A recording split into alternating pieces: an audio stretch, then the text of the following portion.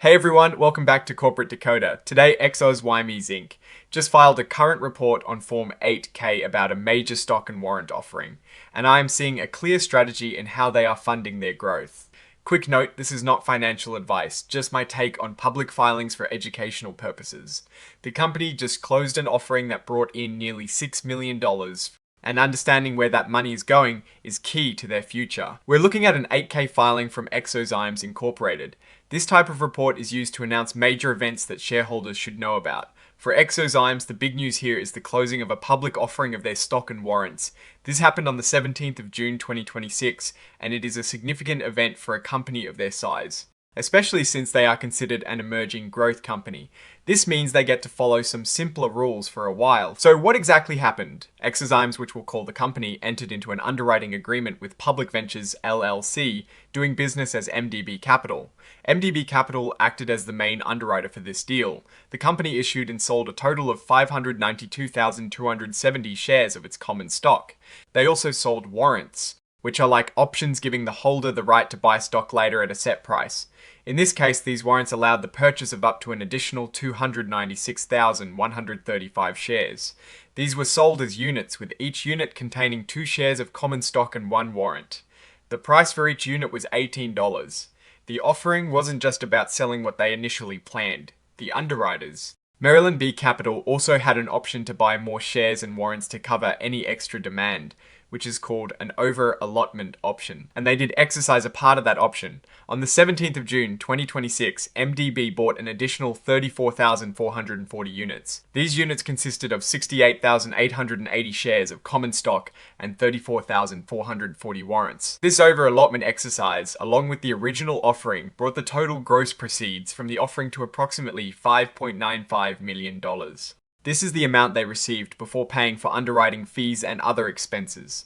For a company with a market cap around $54 million and only 32 employees, raising nearly $6 million is a substantial injection of capital. Now, the most important part for any investor is where this money is going. The company states they plan to use these funds to support the development and commercialization of something called N-trans-caffeoyltyramine, or NCT. They also intend to use the money to advance other product opportunities, fund research and development, and for general working capital and other corporate needs.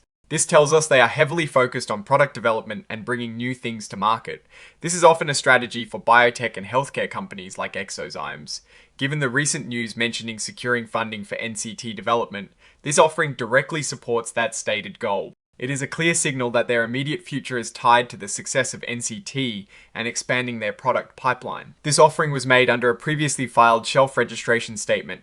This means the company had already gotten approval to sell a certain amount of securities over time, and they are now drawing down from that approved amount. This made the process of this offering quicker and more efficient. The registration statement was declared effective in January 2026. And the final prospectus was filed in June, shortly before the offering closed. Under a section called Regulation FD Disclosure, the company announced they also issued a press release on the 17th of June 2026. This press release detailed the closing of the offering and the exercise of that over-allotment option. This is standard practice to ensure all investors have access to the same material information at the same time. The information in this particular section is considered furnished, not filed, which has some technical differences in how it is treated legally, but essentially it is another way they are communicating this news. Finally, we have the exhibits. This is where they list all the supporting documents for this filing. We can see a list of items including legal opinions, the underwriting agreement, and the warrant agent agreement. Most importantly for us, Exhibit 99.1 is the press release dated the 17th of June 2026, which we just mentioned. There is also a note that several of these exhibits, specifically the legal opinions and agreements, were already filed with the previous report on the 8th of June 2026.